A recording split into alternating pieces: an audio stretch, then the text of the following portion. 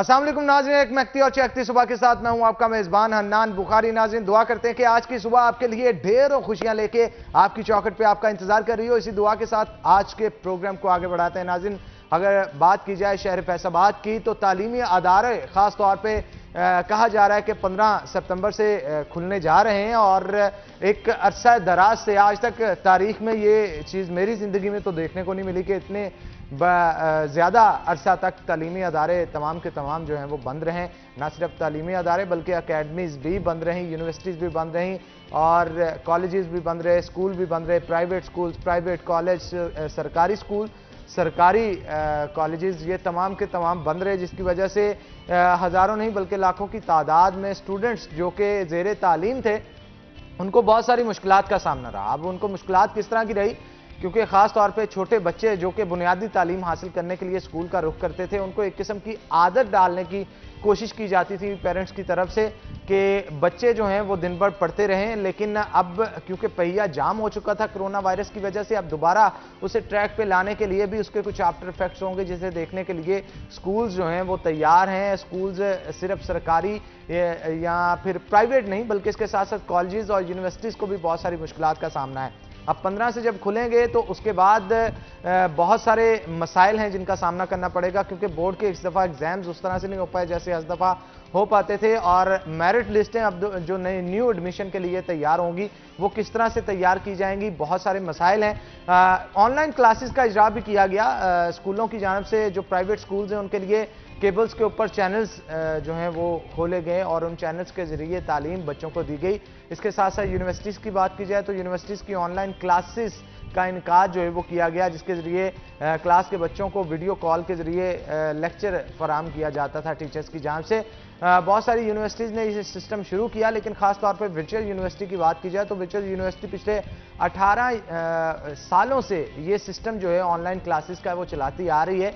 तो कोविड में इनके स्टूडेंट्स को तो काफ़ी हेल्प मिली होगी। इस हवाले से आज हमने गुफ्तगू करने के लिए दावत दे रखी है जहांगीर अशरफ, जो कि हमारे सीनियर रिपोर्टर हैं सिटी 41 के, और उनके साथ साथ हमारे साथ मोहम्मद जुल्करनैन मौजूद होंगे जो कि वर्चुअल यूनिवर्सिटी कैंपस के मैनेजर भी हैं। उनसे भी गुफ्तगू करेंगे। जुल्करनैन की तरफ भी पहले मैं चलना चाहूँगा। जुल्करनैन साहब, क्या कहेंगे, आपका तो तजुर्बा इस चीज़ में काफ़ी ज़्यादा है और पिछले कई सालों से ऑनलाइन क्लासेस का इजरा आप करते आ रहे हैं और ऐसे स्टूडेंट्स जो कि पेपर्स देते हैं वो भी ऑनलाइन ही आपकी तरफ से प्रोवाइड किए जाते हैं। तो इस कोविड की सिचुएशन में रिस्ट्रिक्शंस तो लगी, लेकिन आपकी यूनिवर्सिटी जो है वो पहले ही इस तरह की रिस्ट्रिक्शंस के अंदर चल रही थी, तो काफ़ी हेल्प मिली होगी और वहाँ के स्टूडेंट्स काफ़ी फ्लरिश किए होंगे। बिस्मिल्लाहिर्रहमानिर्रहीम, शुक्रिया नौमान साहब। इसमें कोई शक नहीं है, इस पेंडेमिक सिचुएशन ने, इस कोविड-19 की वजह से न सिर्फ पाकिस्तान के तालीमी इदारे बल्कि अक्रॉस द वर्ल्ड तमाम तालीमी निज़ाम ठप होकर रह गया था। सिर्फ वो एजुकेशनल इंस्टीट्यूशंस जहाँ पे ऑनलाइन एजुकेशन पहले से दी जा रही थी, उनके तालिब इल्म, उनके फैकल्टी मेंबर्स को प्रॉब्लम्स नहीं हुए।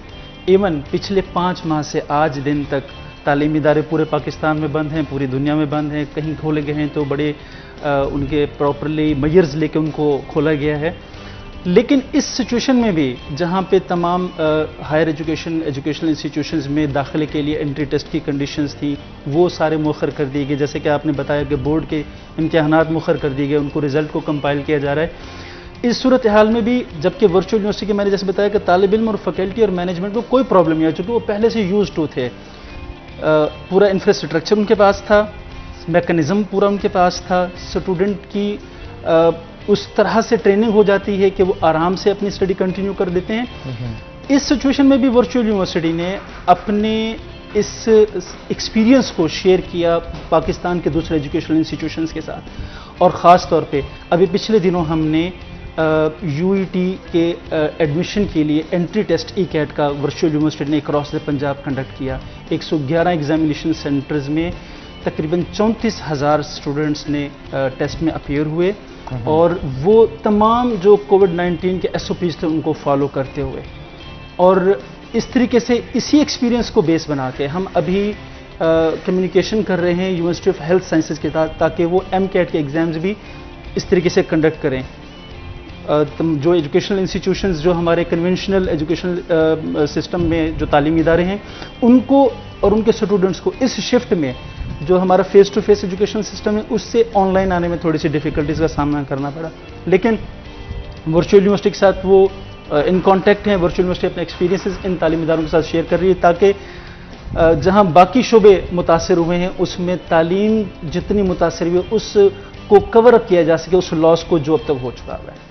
ठीक है, हमारे साथ जहांगीर भी मौजूद है, उनसे भी सवाल करते हैं। जहांगीर, वर्चुअल यूनिवर्सिटी को फ़ायदे तो काफ़ी पहुंचे होंगे, बहुत सारे स्टूडेंट्स अफेक्टेड हुए हैं इस कोरोना वायरस की वजह से, लेकिन जिस तरह से वो तालीम पहले हासिल कर रहे थे, कोरोना वायरस की वजह से भी यूनिवर्सिटीज़ तो उनकी उस तरह से बंद नहीं हुई होंगी जैसे बाकी यूनिवर्सिटीज़ फैसलाबाद की बंद हुई हो, तो उनको ज़्यादा हर्डल्स या मुश्किलात का सामना नहीं करना पड़ा होगा। अच्छा हनान, देखें कि हमारे यहाँ जो ऑलरेडी सिस्टम राइज है ज़्यादातर यूनिवर्सिटीज़ में या हर स्कूल कॉलेज में, हमारा फेस टू फेस कम्युनिकेशन और क्लासरूम का कंसेप्ट ज़्यादा है।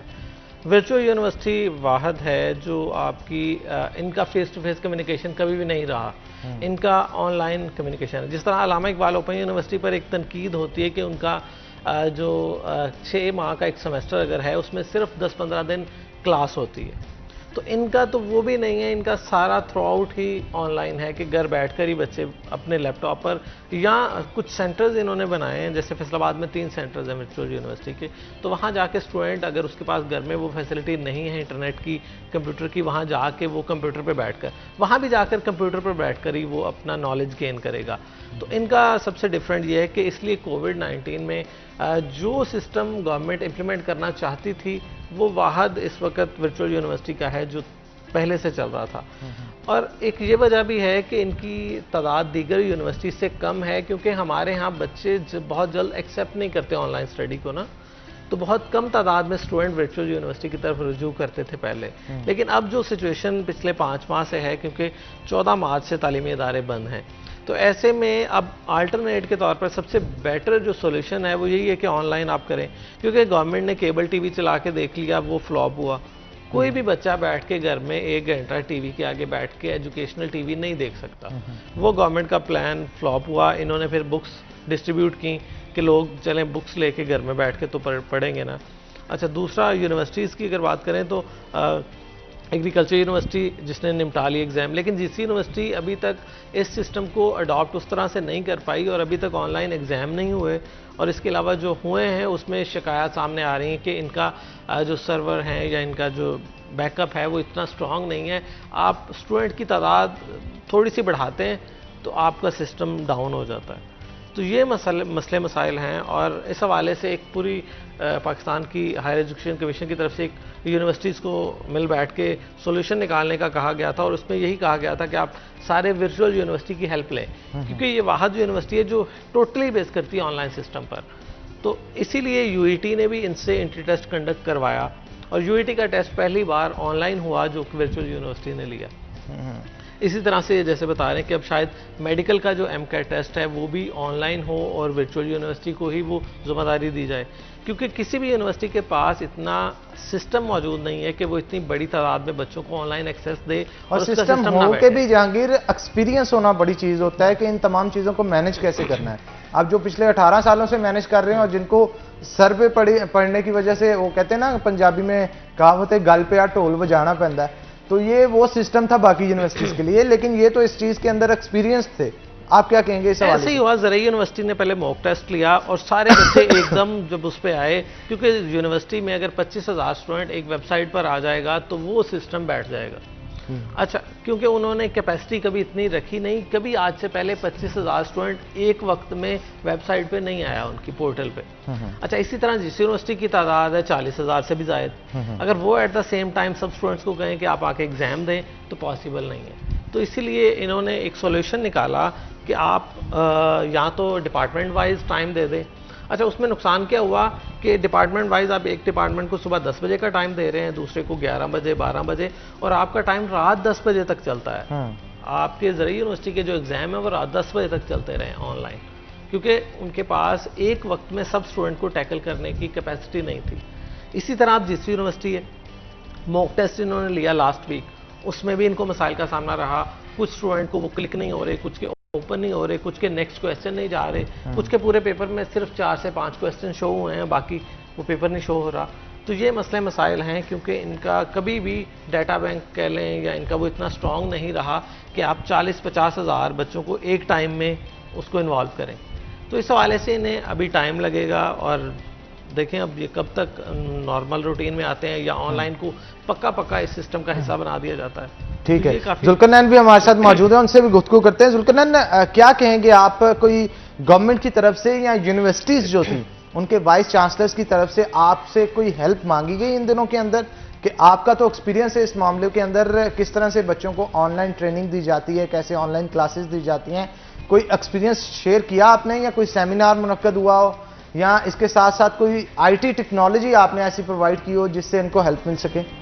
जी बिल्कुल नौमान साहब, चेयरमैन HEC बनोरी साहब ने बाकायदा तमाम जो हायर एजुकेशन इंस्टीट्यूशंस और डिग्री अवार्डिंग इंस्टीट्यूट्स या यूनिवर्सिटीज़ हैं अक्रॉस द पाकिस्तान, उनको उन्होंने इंस्ट्रक्ट किया कि आप वर्चुअल यूनिवर्सिटी के साथ मीटिंग्स करें, उनसे उनके एक्सपीरियंस शेयर करें, क्योंकि बेसिकली ऑनलाइन एजुकेशन को डिलीवर करना एक बड़ा टेक्निकल सा काम है।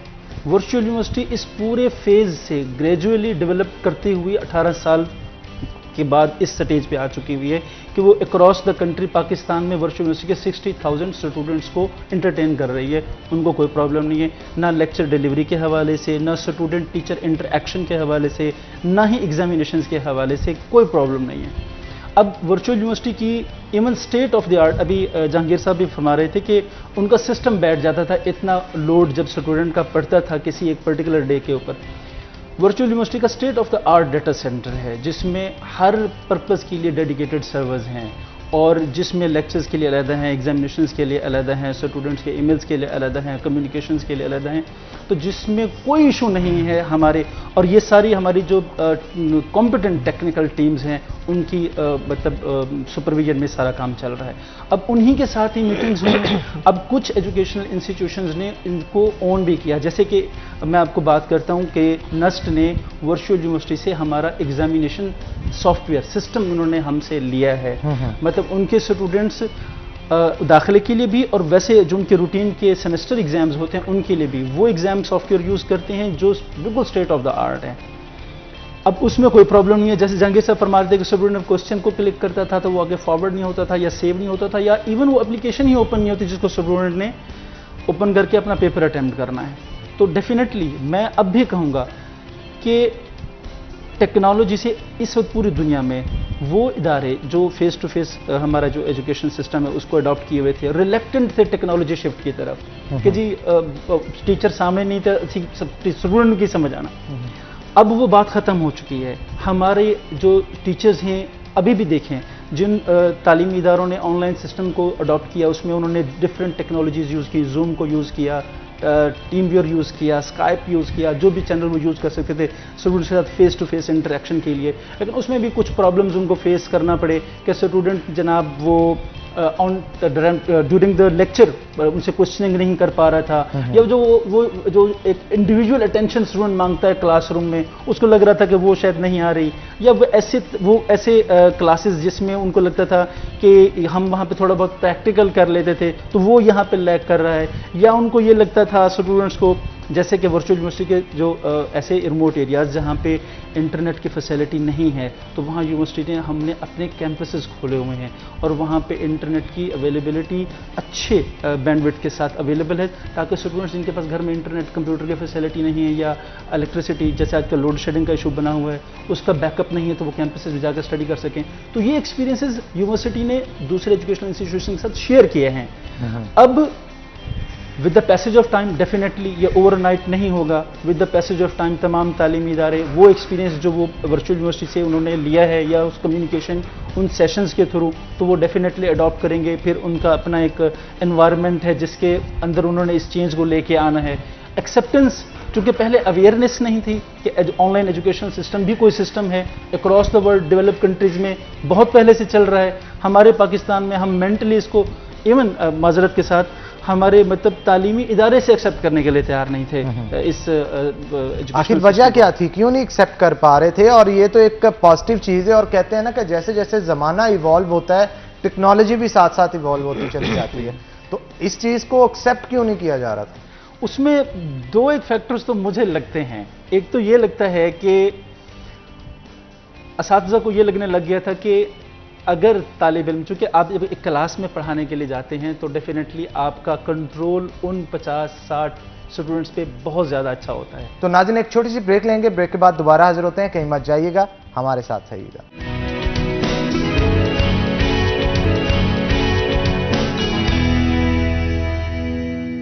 वेलकम बैक नाज़रीन। ब्रेक पे जाने से पहले जहांगीर हमारे साथ मौजूद थे और तालीमी निज़ाम के हवाले से गुफ्तगू हो रही थी, ग्रेड्स के हवाले से जहांगीर बात हो रही थी, क्या कहेंगे आप इस हवाले? अच्छा हनान, वही बात है कि आप किसी भी चीज़ की कंपिटेंसी जो है वो 1 घंटे के एग्ज़ाम से या 2 घंटे के एग्ज़ाम से नहीं लगा सकते कि ये बंदा कितना कॉम्पिटेंट है। तो ये दुनिया में मिसालें में मौजूद हैं कि आपने अगर एग्ज़ाम सिस्टम में या तालीमी इदारे में फ्लॉप हुए, लेकिन आपने रियल लाइफ में इतनी स्ट्रगल की, इतनी एफर्ट की, इतनी उसमें काम किया कि आप उसमें सक्सेस स्टोरी बन गए। तो इसी हवाले से जैसे बिल गेट्स है या बाकी स्टीव जॉब्स है, इनका कोई एकेडमिक कैरियर नहीं है इतना कि आप कहें कि जनाब हमेशा ही टॉपर रहे हैं, हर क्लास में ये टॉप किया है, लेकिन देखिए दुनिया को टॉप किया उन्होंने। आप इनकी अपनी अपनी फील्ड्स में देखें तो ये पूरी दुनिया में टॉपर हैं, लेकिन कभी भी इन्होंने एकेडमिक्स में टॉप नहीं किया।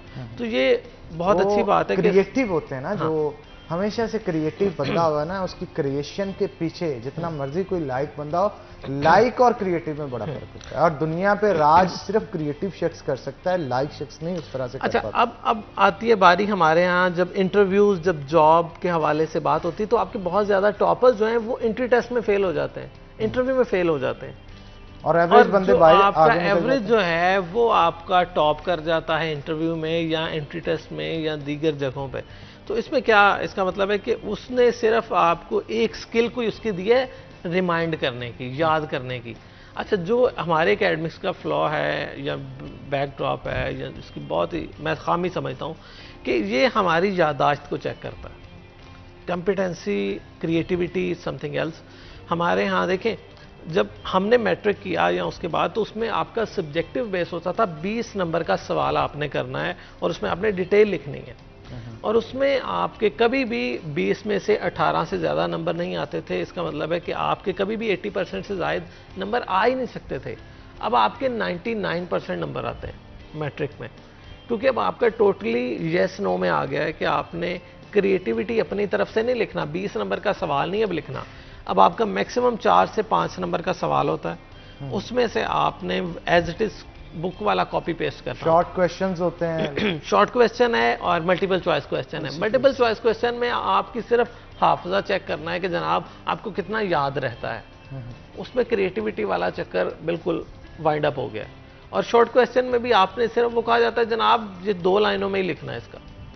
आप एक्सप्लेन करना अपने अंदर का वो ख़त्म हो गया हमारे एजुकेशन सिस्टम से। हम एक्सप्लेन चीज़ों को नहीं कर पाते, जो किताब में लिखा हुआ है वैसे अगर एग्जाम में ना आए तो हम कहते हैं आउट ऑफ सिलेबस आ गया। देखें, अगर हमने किताब पे मजमून याद किया है, हमने माई स्कूल पे मजमून याद किया है, अच्छा उससे अगली मतलब मुझेका खेज बात यह है कि माई स्कूल, आपका स्कूल एक घर में स्कूल है, आपने भी वही मजमून लिखना है, और जो 1 एकड़ के स्कूल में पढ़ा है या जिसके स्कूल में ग्राउंड्स हैं, जिसके स्कूल में बहुत वसीअ और रीज़ इमारत है, उसने भी वही मजमून लिखना है। अंदाज़ा करें कि हम बच्चों को विजुलाइज नहीं करवा रहे कि आपने अगर माई स्कूल पे लिखना है तो अपने स्कूल की कंडीशन लिखो कि इसमें क्या है।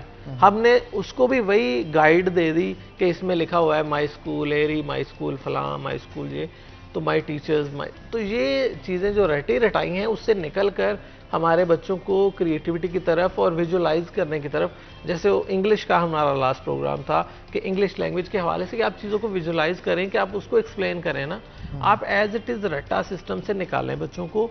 अब ए फार कहें तो सबके माइंड में एप्पल ही आता है, क्योंकि हमारी किताबों ने हमारे माइंड में ए से एप्पल डाल दिया है, और ए से हमेशा एप्पल ही दिमाग में आएगा और जो बहुत सारी चीज़ें हैं उनके बारे में ख्याल नहीं आएगा। तो जुल्करनैन साहब आप क्या कहेंगे इस हवाले से? बिल्कुल सही, जहांगीर साहब की बात बिल्कुल सही है। क्रिएटिविटी को बिल्कुल निगलेक्ट कर दिया गया है। हम जब स्टूडेंट्स की बात करते हैं कि ये बिलो एवरेज है, ये एवरेज है और ये टॉपर है, हम सब टॉपर की बात नहीं करते कि वो रट्टा लगा के टॉप करके चले जाते हैं। उनमें कुछ होते हैं गॉड गिफ्टेड, होते गॉड गिफ्टेड हैं। तालीमी इदारों का हालांकि रोल ये है कि वो गॉड गिफ्टेड तो क्रिएटिव है ही है, जो गॉड गिफ्टेड नहीं है उनको भी उन लाइंस पे ट्रेन करें कि वो भी क्रिएटिव बन जाए। अनफॉर्चुनेटली ऐसा होता है पाकिस्तान में, या पाकिस्तान जैसे कुछ पसमानदा जो तरक्की पजीर ममालिक है, वहाँ पे जो तालीमी निज़ाम है हमारा, रिसर्च ये कहती है कि जो बच्चा जो जितनी लर्निंग कैपेसिटी उसकी स्कूल गोइंग एज से पहले है, कहीं स्कूल गोइंग एज 3 इयर्स है, कहीं 4, कहीं 5, जितना ब्रेन सेल्स उसके काम कर रहे हैं इस एज तक, रिसर्च ये कहती है कि जब वो हमारे जैसे मुल्क के तालीमी निज़ाम में स्कूल में दाखिल होता है और अपने 10 साल तक मुकम्मल करता है, उस वक्त तक उसके 70% brain cell, creative brain cell dead हो चुके होते हैं। हमारे सिस्टम ने उसे मार दिया होता है। तो वो जिनमें खुद जिनको हम ट्रेन करके मजीद क्रिएटिव बना सकते थे, उनको हमने मार दिया। कुछ अच्छा, आपको नहीं लगता कि क्लासेस कुछ इस तरह के सेशंस होने चाहिए हफ्ते में एक बार बच्चों के, जिसमें क्रिएटिविटी की क्लास हो, बच्चों को टास्क दिए जाए मुख्तलिफ, जिसमें वो क्रिएटिव चीजें लाएं और जिसकी ज्यादा अच्छी हो उसे अप्रिशिएट किया जाए? एग्जैक्टली मैं आपकी इस बात को इस तरीके से आगे बढ़ाऊंगा। हमारे एक दोस्त हैं, पोस्ट डॉक करने के लिए आयरलैंड गया, उनका बेटा भी उनके साथ गया। यहाँ पे वो हमारे एक प्राइवेट सेक्टर के बहुत अच्छे स्कूल में उनको पढ़ा रहे थे, नाला थे, बहुत सारी फीसें दे रहा हूँ, आउटपुट वो नहीं है, चूँकि खुद वो PhD डॉक्टर थे। लकीली वो पोस्ट डॉक के लिए अब्रॉड चले गए। अब उनका बेटा भी वहाँ पर पढ़ा, उनसे बात हुई तो कहने लगे जुल्करनैन साहब आप यकीन मानिए, मेरा ये बेटा गया है स्कूल, वहाँ पे 10 दिन बाद उसको एक असाइनमेंट मिली। अब हम जब ये कहते हैं ना कि जी असाइनमेंट तो 10th क्लास या उसके बाद सेकेंडरी या हायर सेकेंडरी या फिर जब वो कॉलेज लेवल तक पहुंचे, वो 1st ग्रेड या 2nd ग्रेड का बच्चा जिसको ये असाइनमेंट दी गई कि जिस शहर में और जिस इलाके में आप रह रहे हैं, आपके पास 1 हफ्ता है, you have to give us the complete info about that particular area जहाँ पे आप रह रहे हैं या इस सिटी के बारे में। अब that is some sort of creativeness. अब वो बच्चा सोचेगा, बाप से पूछेगा, टीचर से पूछेगा, इंटरनेट से सर्च करेगा। अब वो एक्सप्लोर कर रहा है दुनिया को भी और अपने नॉलेज को भी इन्हेंस कर रहा है। हमारे यहाँ क्रैमिंग सिस्टम है, हम लोगों की यादाश्त को चेक करते हैं, तालिब इल्मों की यादाश्त को चेक करते हैं, क्रिएटिविटी को बिल्कुल नहीं देखते। और तालिब इल्म भी रट्टा लगाना चाहता है कि जिसके बाद उसको 100 में से 100 नंबर मिल जाए, नॉलेज बिल्कुल ना आए, भले वो आगे जाके इंटरव्यू में फेल हो जाए या एंट्री टेस्ट में वो फेल। बिल्कुल आप ठीक कह रहे हैं। हमारे साथ एक कॉलर भी मौजूद हैं, कॉल ले लेते हैं। अस्सलाम वालेकुम जी। वालेकुम सलाम जी, हमारे साथ जंग से कॉलर हैं जी, उनसे पूछते हैं, क्या पूछना चाहते हैं सर आप? सर हम ये पूछना चाहते हैं, वकास बात कर रहा हूँ जंग से जी। जी। ये पूछना चाहते हैं जो सराउंडिंग एरियाज हैं, देहाती इलाके हमारे, जहाँ पे ये जंग से बाहर निकल जाए रात में, ये बात से आगे, वहाँ पे तो अगर जायजा लिया जाए तो देखा जाए वहाँ पे तो इंटरनेट अवेलेबल नहीं है, तो हम बच्चों को ऑनलाइन को एजुकेशन किस हवाले से दे सकते हैं? और दूसरा मेन इशू ये आ रहा है सर कि वहाँ पे हमारे पास केबल जो है, इंटरनेट अगर टेली स्कूल भी हम चलाएं तो केबल अवेलेबल नहीं है, वहाँ पे डिश वगैरह चलती हैं और जो टाटा स्काई तरह की जैसे डिवाइसेज हैं वो अवेलेबल, तो उनके हवाले से तो सर वो चैनल सेटअप नहीं होते, तो बच्चों को तो बहुत ज़्यादा सही का दिया हो, तो इस हवाले से क्या है इसका? जी वकास साहब, बहुत शुक्रिया आपके कॉल करने का। जुल्करनैन साहब, ये एक बड़ी प्रॉब्लम है और इस प्रॉब्लम के हवाले से बेहतर आप गाइड इस तरह से कर सकते हैं कि वर्चुअल यूनिवर्सिटी में भी बहुत सारे स्टूडेंट्स ऐसे होंगे जिनको इंटरनेट की फैसिलिटी नहीं मिलती और ऐसी ही प्रॉब्लम्स उनकी, और जैसे ऑनलाइन क्लासेस से हटके जो केबल नेटवर्क के ऊपर क्लासेस चलाई गई थी, उस हवाले से भी इनका ये कहना था कि खास तौर पे जंग के अंदर अगर उनके घर में डिश लगी है, केबल नहीं लगी, तो इसमें उनका क्या कसूर? चैनल ही नहीं वो ट्यून अप हो पाएगा जहां से बच्चे को तालीम मिलनी है। अब उसका हर्जाना कौन भरेगा? क्योंकि खास तौर पे इनकी तरफ से तो कलेक्टिवली देखा गया ना गवर्नमेंट की तरफ से कि ज्यादा घरों में अगर केबल जहांगीर इस्तेमाल हो रही है तो केबल पे चैनल इंट्रोड्यूस करवा दिया गया। उन बच्चों का क्या कसूर जिनके घरों में डिश लगी है? और दूसरी मेन चीज वो ये थी कि इंटरनेट का इशू कोरोना के दिनों में भी बहुत ज्यादा आया था। बहुत सारे बच्चों ने ये शिकायत की थी कि जो इनसाइड सिटी नहीं रह रहे, गांव में रह रहे हैं, वहां पे ना तो 3G 4G की फैसिलिटीज हैं और ना ही PTCL की तरफ से कोई इंटरनेट फराहम किया गया, और ना ही उनके पास इतनी कैपेसिटी है कि वो 2-3 हज़ार का डाटा परचेज करके क्लासेस को परसू कर सके। तो आप इस हवाले से क्या कहेंगे? इन प्रॉब्लम्स को वर्चुअल यूनिवर्सिटी किस तरह से फेस करती है और कैसे रिजॉल्व करती है? शुक्रिया। मैं इसी हवाले से आपको अपडेट करना चाहूँगा। ये जो हमारे भाई झंग से बात कर रहे हैं, झंग के जितने भी सराउंडिंग्स के इलाके हैं, 18 हज़ारी है, झंग शाह जीवना है, झंग इटसेल्फ है, या उसके जितने भी बजाफात में इलाके हैं, अगर वहाँ पे वैसे तो हमारी जो इंटरनेट सर्विसेज प्रोवाइडर कंपनियां हैं प्राइवेट सेक्टर की, वो सब क्लेम करती हैं कि उनके अक्रॉस द पाकिस्तान कहीं भी रिमोट एरिया है उनके सिग्नल्स और उनके इंटरनेट सर्विसेज वहाँ पे मौजूद हैं। लेकिन जो बात आपने की कि वो 2-3 हज़ार रुपये का बंडल पैकेज परचेज नहीं कर सकते, कैपेसिटी नहीं है, तो मैं आपको एश्योर करता हूँ PTCL क्लेम कर रहा है। और चूँकि हमारे स्टूडेंट हत्ता के स्वाद और कलाम तक हमारे स्टूडेंट हैं, बल्कि एक इलाका मेरे जहन में नहीं आ रहा जो हमारे शुमाली इलाका जात में बड़ा फार रिमोट एरिया में है, वहाँ से भी स्टूडेंट ऑनलाइन बैठा हुआ, चूँकि PTCL क्लेम कर रहा है कि वहाँ उन्होंने across the country fibre optic बिछा के हर जगह पे internet, cheapest internet availability ensure की हुई है। कभी कभार ऐसा होता है, अच्छा इसमें स्टूडेंट या जो यूज़र है उसके एंड पे भी थोड़ा सा एक इशू ये होता है कि वो बैक वक्त बहुत सारी साइट्स ओपन करना चाहता है, समटाइम इंटरनेट की बैंडविड्थ वो सपोर्ट नहीं कर रही होती। तालिब इल्म को ये चाहिए, चूंकि वर्चुअल यूनिवर्सिटी की डेडिकेटेड वेबसाइट्स हैं जिसमें स्टूडेंट को पता होता है कि मैंने यहाँ पे काम करना है, तो अननेसेसरी वेबसाइट्स ओपन नहीं करता जिससे बैंडविड्थ ब्लॉक हो या हैवी हो या स्लो हो जाए या फिर कोई जैम हो जाए। अब इनको भी ये जहाँ जिस भी रिमोट, जहाँ तो फिर मतलब हमारा इतना रिमोट एरिया नहीं है जहाँ पे इंटरनेट की फैसिलिटी ना हो, और खासतौर पे PTCL की अगर हम चीपेस्ट सर अगर खास तौर पे जो मेरे इल्म के मुताबिक जो मुझे देखने को मिलती है, फाइबर ऑप्टिक की आप बात करें, फैसलाबाद के बहुत सारे इलाके ऐसे हैं जहां पे फाइबर ऑप्टिक इनसाइड सिटी मौजूद नहीं, तो यहां पे जंग की बात हो रही है और जंग के साथ साथ दीगर इलाकों की बात हो रही है। आपका कहना था कि इंटरनेट बंडल्स बड़े चीप रेट पे हैं, यहां पे लोग इस तरह के थे कि उनको 2 वक्त की रोटी के लाले पड़े थे, वो इंटरनेट कैसे परचेज करते। और रही बात आपका कहना है कि वर्चुअल यूनिवर्सिटी इस चीज को हैंडल करती है, आप जिस स्टूडेंट को पता है कि उसने सारा साल पढ़ना ही ऑनलाइन है तो वो अपना इंतजाम करके रखेगा। अब जो एक बड़ी तादाद स्टूडेंट्स की जो यूनिवर्सिटीज के अंदर पढ़ रही थी, उनको तो इल्म नहीं था कि कोरोना वायरस आएगा और ऐसी वबा फैलेगी जिसकी वजह से उनको घर पे बैठ के पढ़ना पड़ेगा। बहुत सारे लोग देहात से वाबस्ता थे, बहुत सारे लोग लहिया, बकर और इस तरह के इलाकों से थे जहां पे रेगिस्तान का इलाका है और इंटरनेट तो दूर की बात, वहां पे शायद डिश या केबल भी ठीक तरीके से काम नहीं करती, तो उनको तो नहीं इल्म था कि यह मामला पेश आएगा उनके साथ। अब वो अपने आप को हालात के मुताबिक किस तरह से डालते? मैं आपकी बात बिल्कुल ये आप सही फरमा रहे हैं। जहाँ तक वर्चुअल यूनिवर्सिटी की बात थी, वर्चुअल यूनिवर्सिटी तो इस फेज से पहले ही वेल प्रिपेयर्ड थी, क्योंकि हमारे पूरे पाकिस्तान में मोर देन 200 कैंपसेस हैं अक्रॉस द कंट्री जो मुख्तलिफ जगहों पे, मुख्तलिफ शहरों में और इवन इन जैसे रिमोट एरियाज में भी स्टूडेंट्स को फैसिलिटेट कर रहे हैं।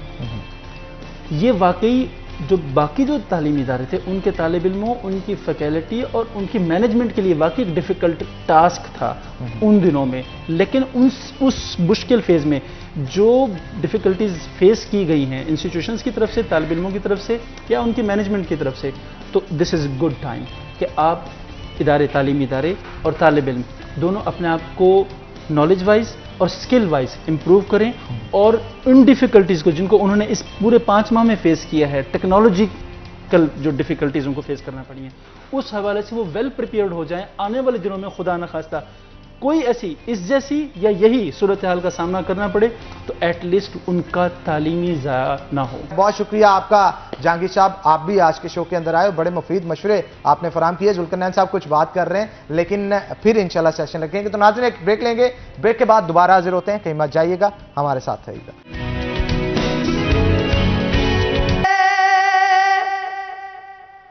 वो है बदलती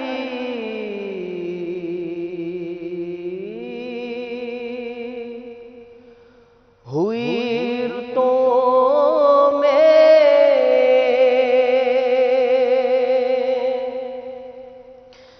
तलाश उसको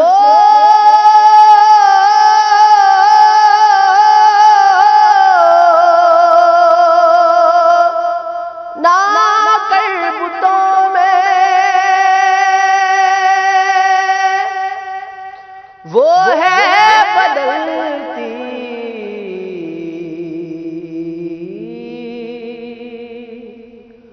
हुई रुतों में, जो दिन को रात और रात को दिन बना रहा है,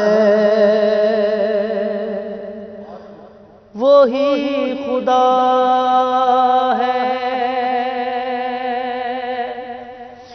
वही खुदा है, वही खुदा है, नजर भी रखे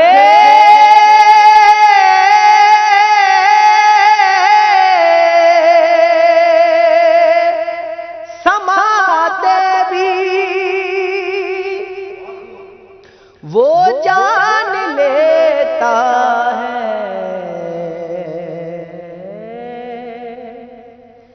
नियतें भी, जो खाना शूर में जगमगा रहा है।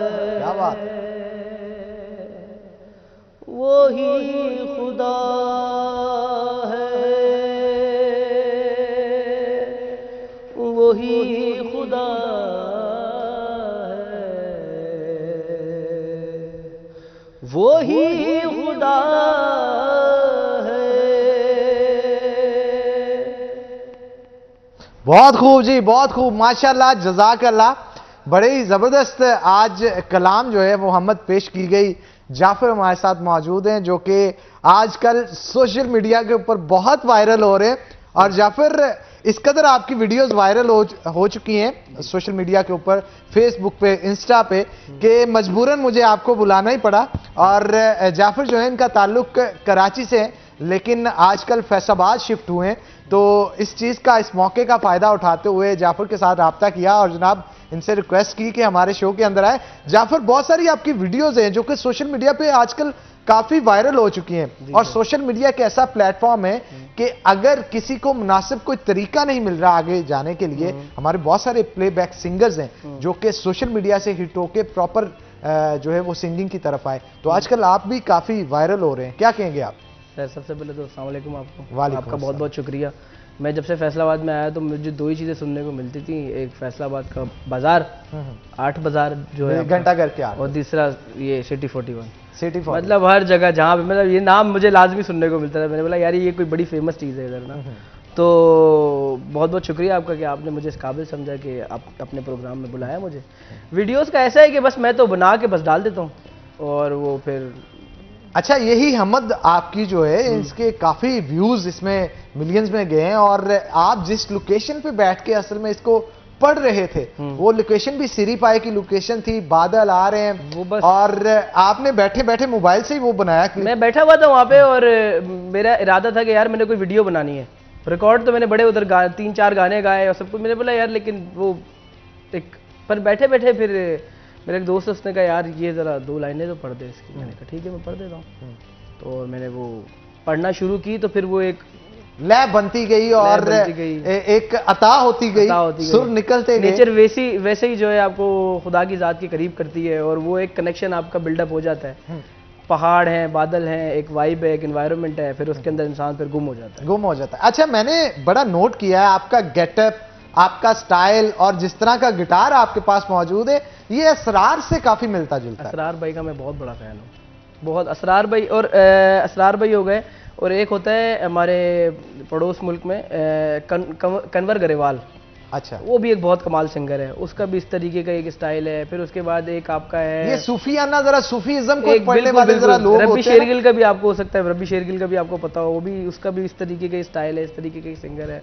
फिर काफ़ी सारे इस तरह के लोग हैं और जिनका एक जॉनरा जो है ना वो इस तरीके का ही है और वो इस तरीके के ही गाने गाते हैं और एक अपनी इसकी एक बड़ी वाइब है, बड़ी मजेदार की। अच्छा, असरार मैंने बहुत सेम आप जैसा ही है, उनकी दाढ़ी, उनके बाल, मतलब ये रॉकस्टार जब बन जाता है बंदा तो ये गेटअप रखना जरूरी होता है। नहीं, मेरा तो ये मतलब गाने से पहले का हाल बुरा है ना, मतलब मेरी तो अम्मा ने पैसे नहीं दिए बाल वो एक्चुअली जो रॉकस्टार्स होते हैं उनकी गायकी के हवाले से दुनिया कुछ इस तरह की होती है कि उनको गेटअप पे वो नजरों फिक्र। अच्छा, लोगों को लगता है कि हम बहुत टाइम लगाते हैं इसके ऊपर, मतलब लोग मुझसे अक्सर पूछते भाई कहाँ से बनवाएं, तो मैं कहता हूँ ये नहीं बनवाएं, मतलब ये वक्त नहीं देने का नतीजा होता है, वक्त देने का नतीजा नहीं होता ये।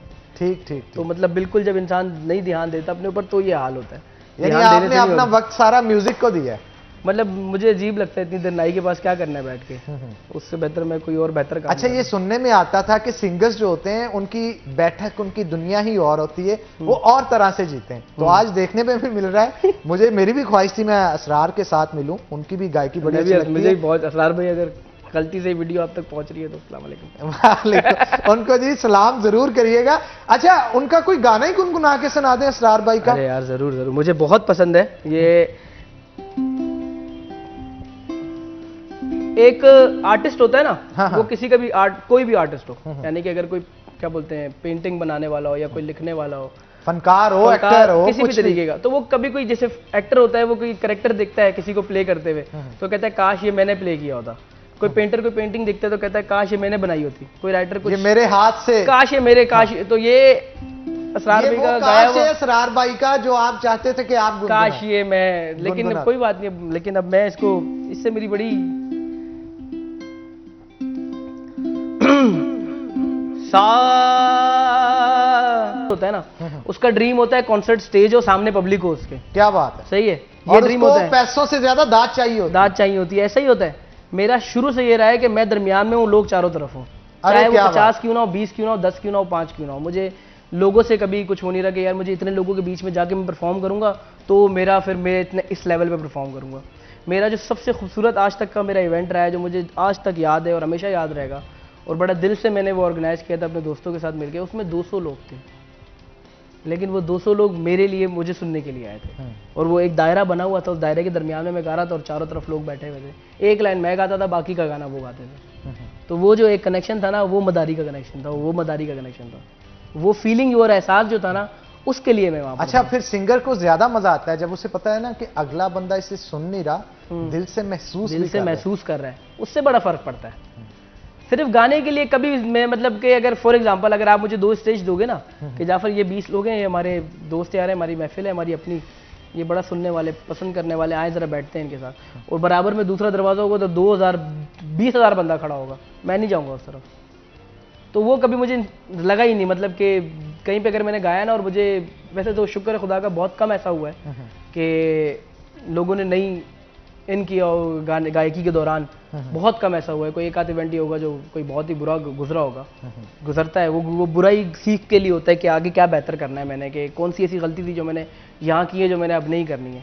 बट अगर कुछ इवेंट मुझे लगता ही ऐसा था ना कि यार ये नहीं, सीधी बात है, जब तक मैं अपने काम की इज्जत नहीं करूंगा कोई और नहीं करेगा। बिल्कुल ऐसे तो अपने काम की और अपनी आप की इज्जत इंसान को सबसे पहले खुद करनी पड़ती है, रिस्पेक्ट देनी पड़ती है, लाजमी देनी पड़ती है। हम दर दर ठोकरे खाते रहते हैं, भागते रहते हैं, दौड़ते रहते हैं कि कोई हमारी इज्जत करे, कोई हमारे काम की इज्जत करे, नहीं, सबसे पहले हमें खुद अपने काम की इज्जत करनी पड़ेगी।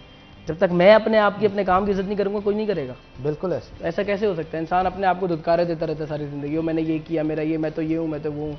पहले खुद की जात पे तो इंसान शुक्र करना शुरू करे। ऐसा हो ही नहीं सकता कोई इंसान आपके पास आए और आपको जलील कर दे। अच्छा, जाफर कोई मैशअप तैयार किया आपने, कोई मैशअप या कोई सॉन्ग जो आपको जहन में आ रहा हो, गुनगुना के हमें सुनाना चाहें? जल रहा हूँ मैं, साया दो मुझे, ये मेरी जलन, ये मेरा जुनून है, मेरी खता, मेरी ये जलन कह रही है क्या, चलो तो सही, चलो तो सही,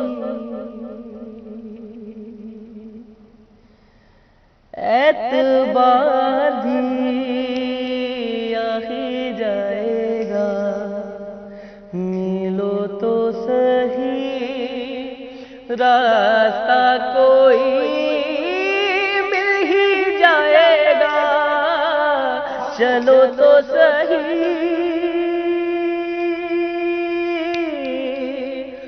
चलो तो सही,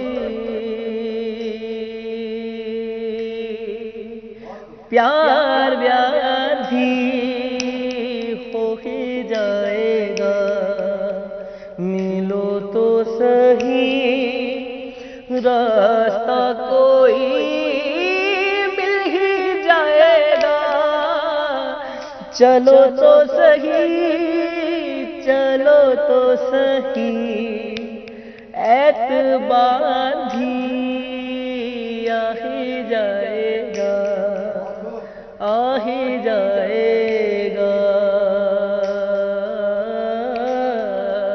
क्या हुआ अगर जिंदगी जरा उलझ सी गई, सोचो तो जरा जंगलों में भी रास्ते तो है, हमें भी कोई मिल ही जाएगा। चलो तो सही, चलो तो सही, प्यार व्यार भी हो ही जाएगा। मिलो तो सही, रास्ता कोई मिल ही जाएगा। चलो तो सही, चलो तो सही।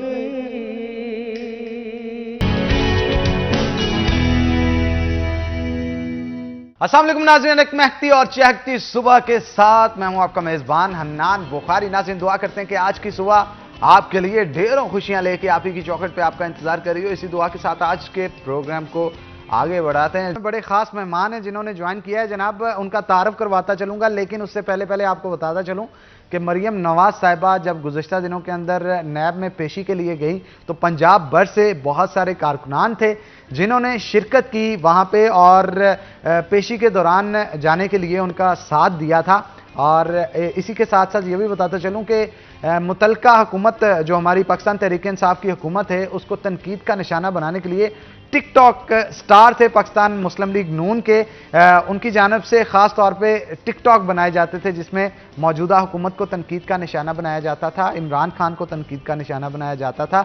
तो वो उस वजह से अपने ख़ास तौर पे उस अंदाज की वजह से नून लीग के अंदर तो काफ़ी पॉपुलर हुए ही, लेकिन इसके साथ साथ सोशल मीडिया पर पॉपुलर इस तरह से हुए कि नून लीग के लोग उनको सराहते थे और पाकिस्तान तहरीक इंसाफ के लोग जो हैं उनको कह सकते हैं कि बेइज्जत करने की कोशिश करते थे सोशल मीडिया के ऊपर। लेकिन उनका यह कहना है कि जितना मर्जी तनकीद का उनको निशाना बनाए वो टिकटॉक बनाने से बात नहीं आएगी। मेरी मुराद जनाब साउथ बट से है जो कि आजकल सोशल मीडिया स्टार बन चुके हैं और काफी पॉपुलर हो चुके हैं सोशल मीडिया के ऊपर। और उनके साथ साथ हमारे साथ जफर डोगे साहब मौजूद हैं जो कि सिटी 41 के ब्यूरो चीफ हैं, फैसलाबाद के प्रेस क्लब के प्रेसिडेंट भी हैं और नामवर सहाफ़ी हमारे पाकिस्तान का बड़ा नाम है। तो आप दोनों को वेलकम करते हैं जनाब शो के अंदर। पहले मैं चाहूंगा साउथ बट की तरफ चलूं और उनसे बात करते हैं। जनाब, बिजली भरी है मेरे अंग अंग में, बिजली तो काफी खूब निकाली फिर उस दिन पुलिस के जवानों ने। जी, वो मेरे ख्याल से पुलिस के जवान नहीं थे, वो इनकी अपनी ही कोई टाइगर फोर्स थी, क्योंकि पुलिस के जवान जब टाइगर फोर्स के लोगों ने कपड़े पहने हुए थे पुलिस के। जी, क्यों नहीं पहन सकते? सिविल वर्दी वाले आपको नजर नहीं आ रहे थे? वो एक था सिविल वर्दी वाला, काफी थे। हाँ। वो एक कैमरे के आगे आया जिसने शुरुआत की है, उसके साथ फिर लोगों ने अपने अपने हाथ चलाने शुरू कर दिए जब इशारा हो गया ना उन्हें कि ये टिकटॉकर आ गया है। तो अच्छा, पकड़ा कैसे आपको, कहां से पकड़ा, ये कहानी तो बताएं, क्योंकि वीडियो में हमने देखा आपको लाया जा रहा है और खूब खातर तवाजा की जा रही है, लेकिन पकड़ के कहां से लाया? वो जहां से पकड़ के लाए हैं वो उसके सामने नैब ऑफिस के सामने एक ढाबा था खाना वाला, तो हम खाना खा रहे थे वहां। अच्छा, यानी बट हैं और बट्टों को खाना बड़ा पसंद होता है। जी, वो बस भूख लग गई थी तो हम चले गए खाना खाने। तो वहां से फिर हमें उन्होंने, एसपी साहब आए थे, उन्होंने उठाया, उन्होंने कहा आज उस टिकटॉकर को बाहर निकालो। यानी आपको पहचानते थे? जी अल्हम्दुलिल्लाह पहचानते तो फिर सारे ही थे। तो यानी स्पेसिफिकली आपको टारगेट किया गया, बाकी किसी को नहीं उठाया उन्होंने? नहीं, मेरे साथ जितने लड़के बैठे थे उधर खाना खा रहे थे हम सबको उठाया उन्होंने, मेरी वजह से वो भी फंस गए। हाय, ये बाल जो आपने ऐसे किए हैं ना, मुझे फिर वो सीन याद आ गया जब आपको लेके आए और पहला जन्नाटेदार पीछे से पड़ा और आपने फिर शर्माए नहीं, आपने नहीं, अपने लीडर के लिए खाए हैं ना, लीडर के लिए तो आपने फिर वहां पे बाल इस तरह से अपने घुमाए और पूरा हीरो की लुक दी वहां पे भी। जाहिर बात है, फिर वो ही मूवमेंट था, या तो मैं हीरो बन जाता या जीरो।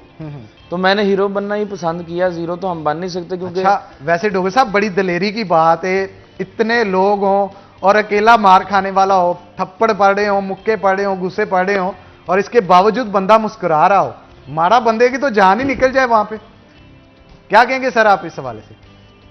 हनान, मुझे आपके पहला जो लफ्ज था ना वो उस पर बड़ा शदीद एतराज है जी। आपने कहा आपकी बड़ी खातर तवाज़ो कर रहे थे, तो ये भाई ये सियासी लोगों के लिए या इस तरह ये मुनासिब नहीं है।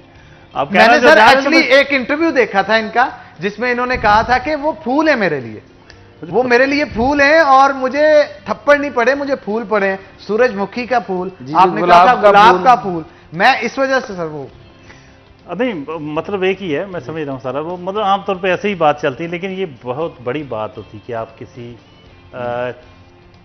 कलेक्टिव काज के लिए जब आप मार खाते हैं ना, इज्तिमाई मफाद के लिए, इज्तिमाई मफाद के लिए जब आप गिरफ्तार भी हों तो उसे सियासी कैदी कहा जाता है, यानी जिसमें आपका कोई इंडिविजुअल का ना हो मामला कि मैं ज़ाती किसी काम के लिए कोई करता हुआ पकड़ा जाऊं या लड़ूं तो वो मेरा ज़ाती है। जब इज्तिमाई काज के लिए करते हैं तो वो सियासी कैदी कहलाते हैं। और पॉलिटिकल एक्टिविस्ट मुझे हमेशा ही अच्छे लगते हैं, वो इज्तिमाई मफाद के लिए जिद्दोजहद कर रहे होते हैं। तो इन्होंने जो वहाँ किया हम भी देख रहे थे और दलेरी के साथ, हिम्मत चाहिए सर वैसे, मार खाई। और ये मार जो थी ये वाकई ये तो तमगे होते हैं, ये जमहूरियत के लिए, अपने लीडर के लिए मार खाना, आज़ादी के लिए मार खाना, जबर के ख़िलाफ़ जिद्दोजहद करते हुए मार खाना, ये तो ऐसी एक आपका एजाज़ होता है जिस पे जितना भी फ़ख्र कर सकें कम होता है। अच्छा डॉक्टर साहब, मुझे वहाँ पे एक चीज़ की कमी ये दिखाई दी, ठीक है साउथ बट ने भी अपने पार्टी के होने का सबूत जाहिर किया और बताया कि ये वर्कर इनके खास वर्कर हैं और अपनी पार्टी को किसी सूरत में नहीं छोड़ा।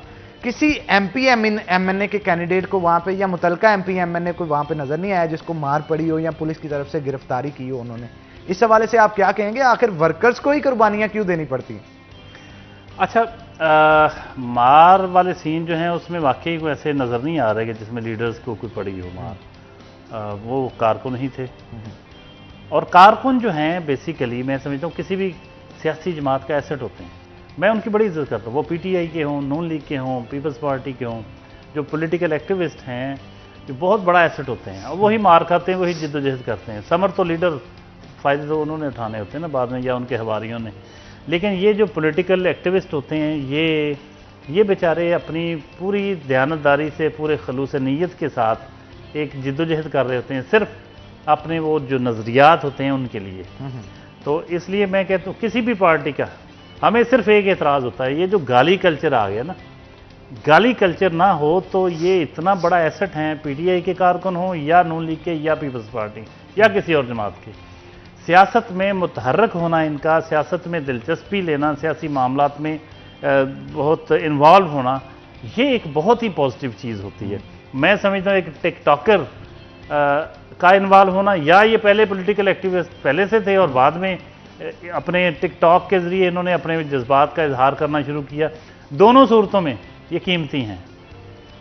क्योंकि देखिए अगर ये पॉलिटिकल एक्टिविस्ट पहले से हैं और इन्होंने ये टिकटॉक के ज़रिए अपने जज्बात का इजहार, तो ऐसे ही जैसे कोई शायरी के ज़रिए करता है, कोई नसर के ज़रिए करता है, तो आप टिकटॉक के ज़रिए कर रहे हैं अपने जज्बात का इजहार और अपनी पार्टी के लिए खिदमत अंजाम दे रहे हैं या अपने नज़रियात के प्रचार के लिए कर रहे हैं। मैं तो बड़ा खुश हूँ, मैं समझता हूँ ये पुलिस की मार हो या किसी और की तरफ से हो, ये हमेशा ये आसान बात नहीं है, ये बहुत मुश्किल काम होता है, ये और हिम्मत का काम होता है, बहुत हिम्मत का, बड़े लोगों का काम होता है। और ये बड़ी बात है जी, साउथ बट साहब ने वहां पे साबित कदमी दिखाई अपने। और लेकिन सर यहाँ पे मैं ये जरूर मेंशन करना चाहूंगा कि फिर इनके जो लीडर्स थे उन्होंने भी इनको तनहा नहीं छोड़ा, जैसे ही रिहाई हुई है सारे एमपी एमएनए खास तौर पे मिले। बट साहब से इस हवाले से गुफ्तगू करना चाहूंगा। साउथ क्या कहेंगे आप, जैसे रहा हुए खास तौर पे आपका कहना था कि इंस्ट्रक्शंस थी कि एमपी एमएनए मिले आपको, और मिले भी, मैंने फैसलाबाद के नून लीग के भी एमपी एमएनए देखे, राना सनावला के साथ भी, और आपने सबके साथ वो सिग्नेचर स्टाइल भी अपना किया। क्या कहेंगे इस हवाले से? अच्छा, सबसे पहले मैं ना वो एक बात जो है ना जो पीछे थी कि कोई लीडर ने जो है ना मार नहीं खाई, तो मैं आपको बताता चलूँ कि लाहौर के की एक एमपी हैं सुमेरा कोमल, उनकी कमर पे इस तरह जिस तरह किसी ने नील फेंका हो। एमपी हैं मौजूदा, उनको और उनके हस्बैंड को बहुत ज़्यादा मार पड़ी, वो गिरफ्तार नहीं हुए, वलादा बात है। उस्मा बुखारी साहिबा के सर पे पत्थर लगा है, हिना परवेज़ भट्ट साहिबा के सर पे चोट लगी है, और उसके साथ साथ जो है ना वो हमारा है, क्या उसे कहते हैं, वो एक साबिक एमपी हमारे साथ अंदर थे, ठीक है। लीडरों को पड़ी है, लेकिन कुछ चले जाते हैं, लेकिन कुछ रह जाते हैं। अब सारे लीडरों ने शौक से तो नहीं मार खानी। लेकिन आप लीडरों से भी फिर ज्यादा पॉपुलर निकले जनाब, कि एक टिकटॉकर होने की वजह से उनका टारगेट ज्यादा आप थे, और आपकी वीडियो वायरल हुई, बाकी को तो कोई जानता भी नहीं है। अच्छा, और बिलीव करें भाई कि मेरी सिर्फ वीडियो सामने आई है, अदरवाइज मुझसे ज्यादा लोगों को मार पड़ी है, मुझसे ज्यादा लोगों को मार पड़ी है जो कैमरे पर नहीं आई। लेकिन यहाँ पे वो लफ्ज इस्तेमाल करते हैं ना कि बदनाम होंगे तो नाम ना होगा। हाँ। तो वो चाहे जिस तरह की भी वीडियो बना के वहां पे लगाई गई, आप नून लीग के लिए उसके बाद हीरो बन गए। हाँ, बिलीव करें अल्लाह ताला ने इज्जत में बहुत ज़्यादा इजाफा कर दिया। पहले लोगों को पता होगा मैं टिकटॉक बनाता हूँ, लेकिन अब लोगों को ये पता है कि ये बंदा आवाज़ उठाता है मुस्लिम लीग नून के लिए। अच्छा, वैसे आप अक्सर टिकटॉक बनाते हैं, उसके लास्ट पे आता है बिजली बरी है मेरे अंग अंग, उसका मकसद क्या है? वो भी तो दिखाया ना। हाँ जी, करके मैंने नहीं देखा सर, ये देखें, अभी दिखाते हैं आपको जनाब।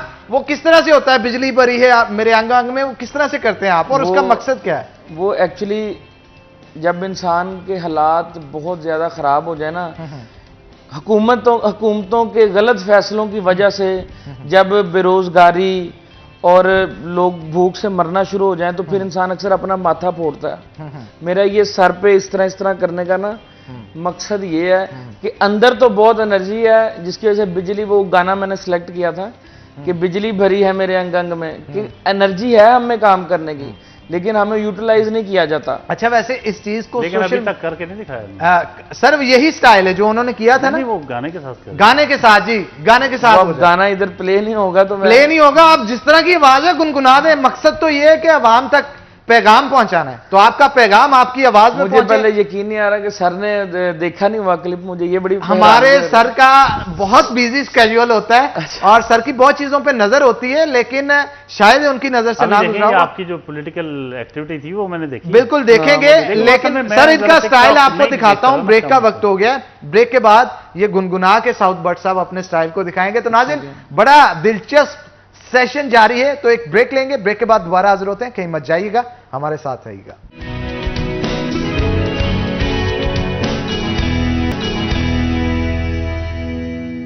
वेलकम बैक नाज़रीन, ब्रेक के बाद खुशामदीद। हमारे साथ साउथ भट्ट मौजूद है और जफर डोगर साहब भी मौजूद है। ब्रेक पे जाने से पहले डोगर साहब ने फरमाइश की थी कि इनका वो स्टाइल खास तौर पे देखना चाहते हैं जो कि वजह शोहरत बनी, और ये स्टाइल ना सिर्फ इन्होंने किया है बल्कि इनका स्टाइल राना सनाउल्लाह, राना मशहूद, तलाल चौधरी, शेख हिजाज, मियां इरफान मनान और मुन्ने खां, और इसके साथ साथ ताहिर जमील, जितने भी एमपी एमएनए फैसलाबाद के मुस्लिम लीग नून के जो कि साबिक हैं या मौजूदा हैं, उनकी जानिब से परफॉर्म किया गया। तो इनका पॉपुलर वो स्टेप देखने के लिए मैं चाहूंगा जनाब म्यूजिक प्ले किया जाए, और साउथ भट्ट साहब म्यूजिक के ऊपर आपने उसी तरह अपना जो स्टाइल है वो करके दिखाना है, ठीक है? स्टार्ट किया जाए जी म्यूजिक को।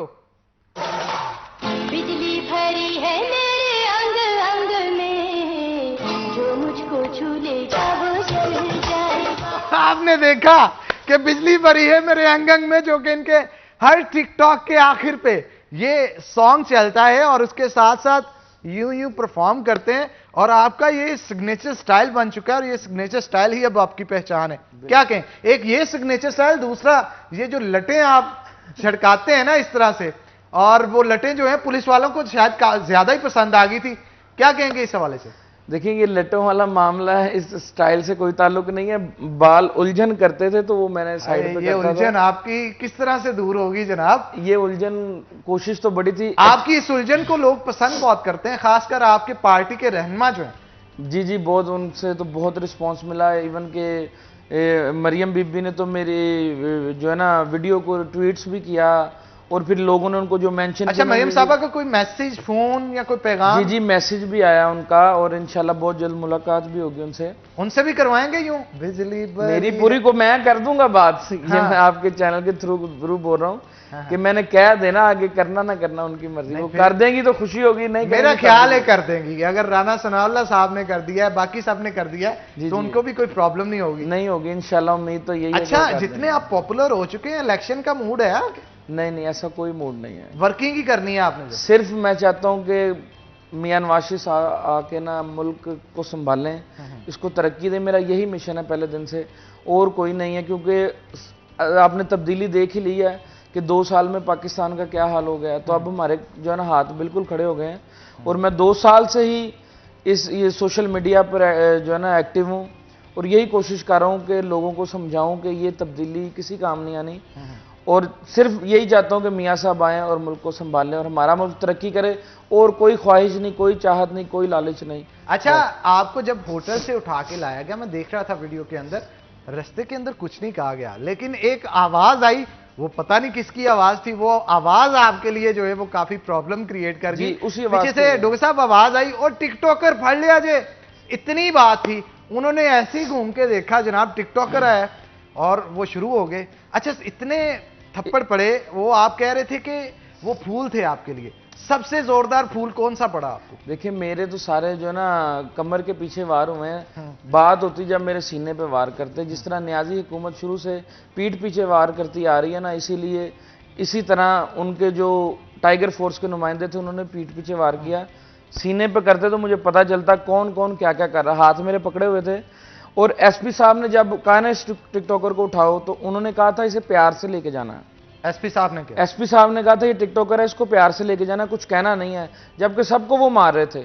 उन्होंने मेरा बोला था कि प्यार से लेके जाना, इसे कहना कुछ नहीं है। अच्छा, ये भी एक तरीका होता है ना? हाँ, ये हो सकता है, प्यार से लेके जाना और अच्छे से लेके जाना पॉसिबल है। उनका कोई कोड वर्ड होगा, लेकिन जो मैं बात सुनी है उनके मुंह से वो बता रहा हूँ।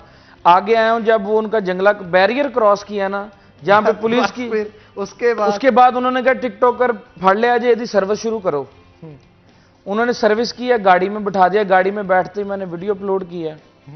ये बड़ी हिम्मत की सर बात थी। वैसे डॉक्टर साहब, आप क्या कहेंगे, ये जो तरीकाकार अपनाया गया है उसके ऊपर आप क्या कहेंगे? मारना, पीटना, एहतजाज अगर कोई कर रहा है उसको पूरा हक होना चाहिए एहतजाज के लिए।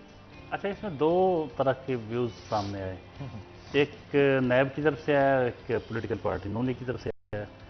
वो कह रहे हैं कि हमने तो पेशी पे बुलाया है, उनकी पेशी थी, वो आती ही तो आके अपना मौक़िफ़ दे देती। अब वो इतने लाओ लश्कर के साथ तैयारी करके आई हैं, तो इन्होंने बाकायदा मंसूबे के तहत हम पे हमला किया। जबकि इनका कहना है कि उधर से आगाज़ हुआ, लाठीचार्ज हुआ, आंसू गैस फेंकी गई, और उनकी गाड़ी पे बहुत मतलब धंस गए अंदर पत्थर, इतने पत्थर लगे। बुलेट प्रूफ गाड़ी के बावजूद उनका शीशे पे यूं स्क्रैच आया, यूं निशान बना। बिल्कुल। तो वो कह रहे हैं ये पत्थर है नहीं, ये कुछ और मारा गया। तो ऐसे मामलात में ये नहीं पता चलता होता है कि इब्तदा कहाँ से हुई, कैसे हुई, बस हो जाता होता है। बहुत बड़े बड़े वाक़यात पाकिस्तान की तारीख में हुए हैं, उसमें एक ये भी है। तो बहुत अनफॉर्चुनेट है। मैं तशद्दुद के हमेशा से ख़िलाफ़ हूँ। मैं कहता हूँ कि वो ज़माने भर की निगाहों में मोतबर होंगे, ज़माने भर की निगाहों में मोतबर होंगे। क्या बात? वो फैसले जो मोहब्बत की मेज़ पर होंगे। क्या बात है, क्या बात है कि हमारे मुल्क के मसाइल का हल मोहब्बत की मेज़ से जाना है।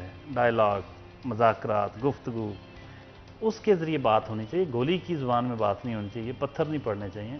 और जमहूरियत बाब में पत्थर पड़ने, ये तो, और वो फिर जमहूरियत तो है ही नहीं ना। फिर आप देखें ना कि जमहूरी दौर में अगर लाठीचार्ज हो रहा, आंसू गैस हो रही हो, टीयर गैस फेंकी जा रही हो और पत्थर पड़ रहे हों पॉलिटिकल एक्टिविस्ट जो हैं, सियासी कारकुनों को, और स्पेसिफिकली किसी एक को विक्टिमाइज करना, ये बहुत गलत बात है सर। मतलब इनका अगर पहचान थी, उस पहचान को नेगेटिविटी की तरफ लेके जाया गया और एक ग्रज रखा गया दिल में कि वो ग्रज निकाला गया। ये तो बहुत ज्यादती है इनके साथ जो हुआ। इनके लिए तो मैं समझता हूँ कि ये हमेशा के लिए एक पहचान, एजाज है कि एक इन्होंने अगर पहले सिर्फ लफ्जों से करते थे, अमली जिद्दोजहद में हिस्सा लिया और मार भी खाई उसके और सर डट के, मतलब ये नहीं कि भागे वहां से। लेकिन ये कि अब ये साबित हो गया कि ये अपने व्यूज़ में सच्चे, अपने नज़रियात में सच्चे और खरे हैं। उनके एंड पे बहुत बड़ा जुर्म है जिन्होंने ये किया है, क्योंकि आप एक सडन रिएक्शन तो हो सकता है कि आपने जी पथराव हो रहा है, जवाबी पथराव में जो भी जद में आ जाए फिर होता है, लेकिन पिन पॉइंट करके किसी को पकड़ के कि इसको करो, ये वो फलां है, तो ये तो बहुत यार, ये तो अब अच्छा क्या। सर, आप समझते हैं कि इसके पीछे कोई इंस्ट्रक्शंस भी हो सकती हैं कि टिकटॉकर या कोई स्पेसिफिक बंदे हैं उनको पकड़ा जाए, उनकी ट्रीटमेंट? मैं समझता हूँ कि ये मौके पे फैसले होते हैं ऐसे, क्योंकि मुझे नहीं, इनको पता नहीं होगा ना कि वो भी आ रहे हैं, ये तो नहीं पता चलता। लेकिन ये कि फिर वो मौके पे मौजूद जो होते हैं पुलिस वाले या दूसरे, जिसके जो जहन में आया, जो हाथ में आया, ऐसे मौक़ों फिर ऐसे ही चलता है। गलत नहीं होना चाहिए, क्योंकि ये एक हमारे यहाँ तो वैसे ही पंजाब पुलिस बड़ी बदनाम है कि जी वो, फिर इसमें नैब के, उनका कहना है कि नैब के कुछ लोग शामिल थे। माजूद चाहूंगा सर, आपकी बात काट रहा हूँ, हमारे साथ एक कॉलर मौजूद है, कॉल ले लेते हैं। अस्सलाम वालेकुम जी। जी वालेकुम जी, कौन साहब बात कर रहे हैं और कहाँ से? सर जी, मैं जंगूर से बात कर रहा हूँ। ये प्रोग्राम हबीब डोगर बात कर रहा हूँ जी। जी जी डोगे साहब, पूछिए क्या पूछना चाहते हैं। ये सब बैठे हैं ना, मैं इनको जरा कहना चाहता हूँ कि ये बहुत अच्छी। आप डोगे साहब अपने वॉल्यूम जो टीवी का है वो कम करें ताकि आपको हमारी और हमें आपकी आवाज सुन सके।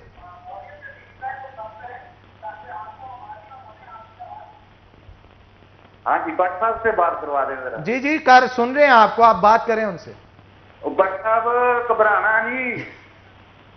भट्ट साहब आपके नहीं, चाहने नहीं। वाले मौजूद हैं और डोगर साहब नहीं घबराने, ਤੁਹਾਡੀਆਂ ਦੁਆਵਾਂ, ਤੁਹਾਡੀ ਸਪੋਰਟ, ਤੁਹਾਡੀ ਮੁਹੱਬਤ ਇਹੀ ਚਾਹੀਦੀ ਹੈ बस। तो जनाब आपने देख लिया साउद भट्ट साहब, बहुत सारे लोग हैं जो कि आपको हिम्मत दे रहे हैं, नून लीग के वर्कर्स आपके साथ हैं। तो एक ब्रेक लेंगे, ब्रेक के बाद इसी गुफ्तगू को आगे बढ़ाएंगे, लेकिन एक छोटी सी ब्रेक के बाद। तो नाज़रीन ब्रेक लेते हैं, कहीं मत जाइएगा, हमारे साथ रहिए।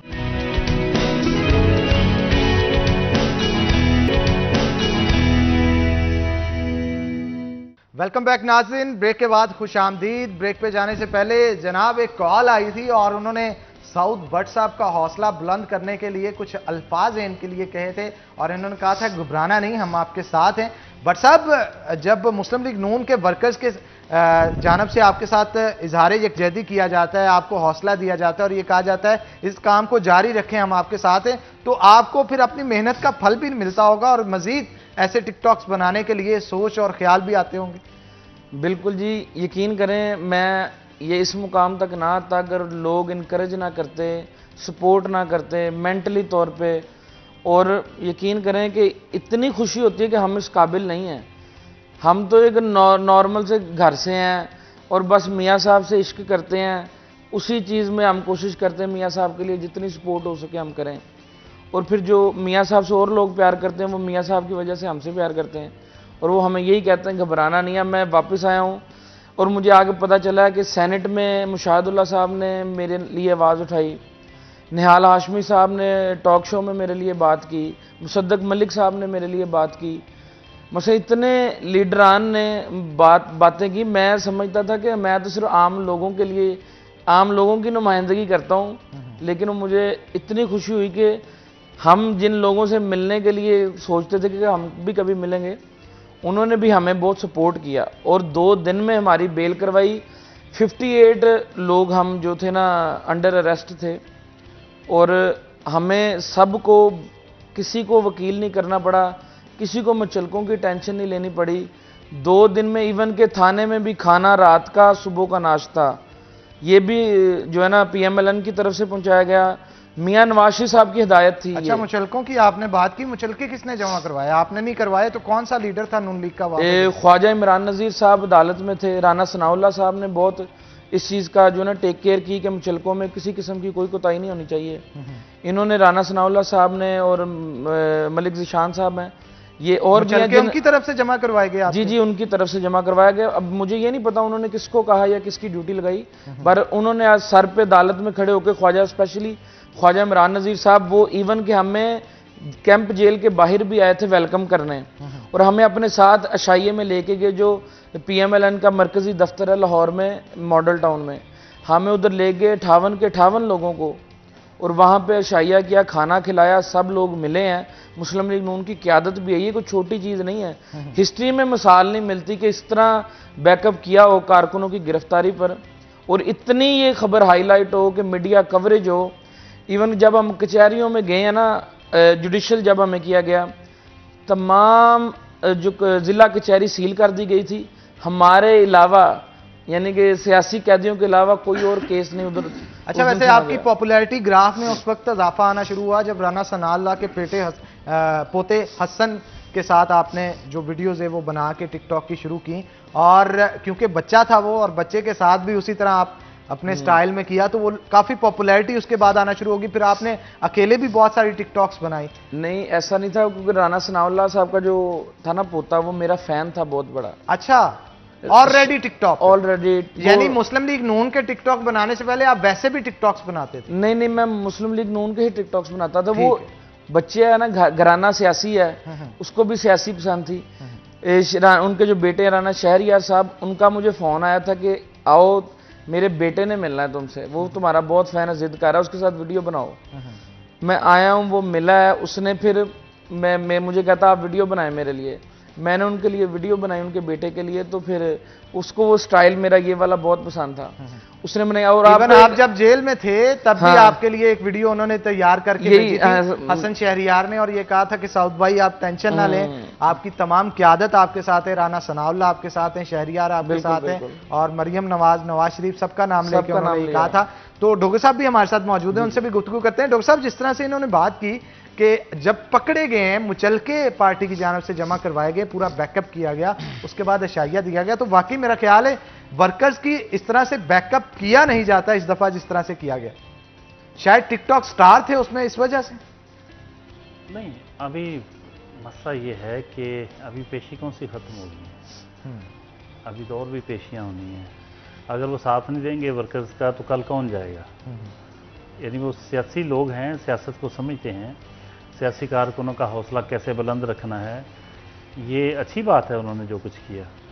अच्छा, मैं इनसे जानना चाह रहा हूँ, आपके तो सवाल करना चाह रहा हूँ सऊद साहब से कि क्या वजह है कि मैंने हमेशा भट्टों के जो बच्चे हैं वो नवाज शरीफ के फैन देखे, ये क्या वजह होती है कि मतलब ऊपर से सर फिर खाबे भी सेम ही होते हैं। हाँ, यानी एहतजाज करके थक गए थे, भट्ट साहब जाके होटल पे बैठे, उन्होंने होटल पे जाके पीछे से इनको पकड़ा।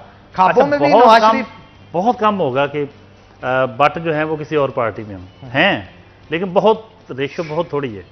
ये जरा पूछें इनसे, सवाल मैं जानना चाह रहा हूँ। भट्ट साहब बताइएगा, डॉक्टर साहब पूछना क्या वजह है कि मैंने जब भी देखा ना भट्ट जो है ना नवाज शरीफ के फैन हैं। तौफीक भट्ट साहब हैं और इस तरह के बहुत सारे भट्ट फैमिलीज हैं जो कि खास तौर पे तौफीक भट्ट साहब के साथ भी आपने मेरा ख्याल टिकटॉक बनाया था, लेकिन वो क्योंकि वो जेल के बाहर हमें वेलकम करने आए थे, तो फिर मैं असल में जो सवाल डॉक्टर साहब करना चाह रहे हैं कि भट्ट फैमिली नवाज शरीफ के साथ वालेहाना मोहब्बत रखती है, ऐसा क्यों? ये अल्लाह ने पता नहीं कुछ ऐसा रखा हुआ है सिस्टम के, भट्ट ज्यादा मुस्लिम लीग नून को सपोर्ट करते हैं, चूंकि वो कह लें कि वो कहते हैं ना जेदे मोटे मोटे पट नहीं वो बट नहीं, तो ये खाने खा खा के जनाब सेहतें भी बड़ी जबरदस्त होती हैं आपकी।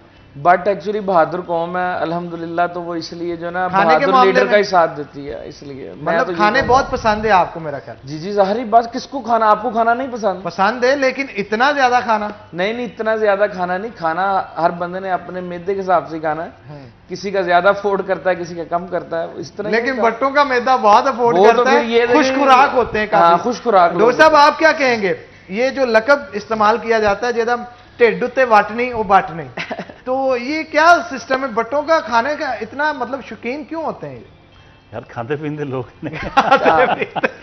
डॉक्टर साहब ने 2-3 लफ्जों में बड़े खूबसूरत बात की कि खाते पीते लोग हैं, लेकिन सर खुशखुराक होते हैं, सेहत भी माशाल्लाह। वो ट्रेंड हो जाता है ना मुख्तलिफ फैमिलीज का, मुख्तलिफ चीज़ों में, कुछ का बचत में बड़ा होता है जी, मैं नाम नहीं लेना चाहता किसी भी बरादरी का, उनको कोई कंजूसी की वजह से मशहूर हो जाता है, कोई बहादुरी की वजह से हो जाता है, और कोई किसी और खूबी होती है। अच्छा सर, कोई बड़े चालाक यार मकार होते हैं। अच्छा, नाम नहीं लेना किसी का भाई। अच्छा, अब ये है कि भट्ट जो है उनका खुराक के हवाले से बन गया कि भट्ट खाते बहुत है। वो कहते हैं कि भट्ट जो है वो राज्य के नहीं हटते, थक के हटते, बस करते ना, थक के भट्ट के। और ये भी मेरा ख्याल वहां से होटल से उठ नहीं थे रहे, खाना खाने से हटे नहीं, उन्होंने आगे उठा के लेके नहीं, ये गलत बात है, हमने भी ऑर्डर भी नहीं किया था, मैं बैठा ही था अभी।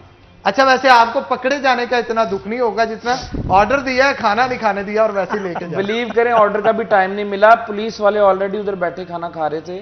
जब मैं गया हूं ना उधर, तो पुलिस वाले पे हमने कौन सा कुछ गलत किया था? आपने कहा नहीं भाजी रुको, 2 बुर्कियां ला लिए, फिर इकट्ठे चल रहे हैं। पहले मुझे ढाबे में एंटर होने से पहले 2 पुलिस वालों ने रोका है और उन्होंने मुझे पहचाना, उन्होंने कहा यार तू तो टिकटॉक करा, तू इतने करने चले जाए, इतने सख्ती है। अच्छा, वो रोटी की वजह से कह रहे थे या वैसे कह रहे थे? नहीं, वैसे कह रहे थे, आया तो ये सफाया हो जाएगा। उसे पता था पीछे से एक्शन शुरू होने वाला। अच्छा, उसने मुझे कहा था भाग जाओ यहाँ से, यहाँ पे बहुत कुछ हो जाना है, पकड़ रहे हैं सबको। मेरे साथ एक और मेरे अब्दुल रहमान भट्ट साहब हैं गुजरांवाला से, वो भी भट्ट साहब हैं। वो भी भट्ट साहब हैं। तो उसने, वो हमारे ऑलरेडी दोस्त बैठे हुए थे, तो उसको खाना खा रहे हैं, आओ चलो हम भी खाना खा लेते हैं फिर निकलते हैं।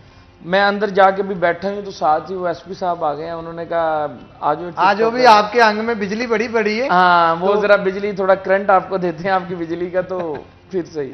अच्छा, बट खानों के हवाले से बड़े शौकीन होते हैं, क्या कहें, नवाज शरीफ साहब भी सर काफी इस हवाले से शौकीन है, तो आपको भी शौक है कुछ खानों का, मुनफरिद डिशेज, पुलाव हो, बिरयानी हो, पूरा पूरा रोस्ट तैयार किया होता है, क्या कहेंगे? नहीं, पूरा रोस्ट तो नहीं, मुझे इतना है कि पूरा रोस्ट हो या ये हो, नहीं। जो बेसिक बट्टों की डिशें, वो एक दाल चावल है जो ज़्यादा मशहूर है, कि वो क्योंकि जो बट्टों के घर में बनती है दाल चावल, वो आम किसी के घर में वो जायका भी नहीं मिलेगा, मैं गारंटी से कह सकता हूँ। अरे क्या बात। और पालक चावल, मुझे तो बस यही चीज़ें, चावल पसंद है ज़्यादा। पालक नहीं खाते? नहीं, पायों का मुझे शौक नहीं है इतना, पाए वो गुर्दे दिल, मुझे नहीं ये चीजें पसंद। चले जी, बहुत शुक्रिया सऊद भट्ट साहब शो में आने के लिए, और जफर डोके साहब आपका भी बहुत शुक्रिया। तो नाज़रीन, इसी के साथ आज के प्रोग्राम से अपने मेजबान हन्नान बुखारी को दीजिए इजाजत, इंशाल्लाह कल होगी आपसे मुलाकात, तब तक के लिए अल्लाह हाफिज।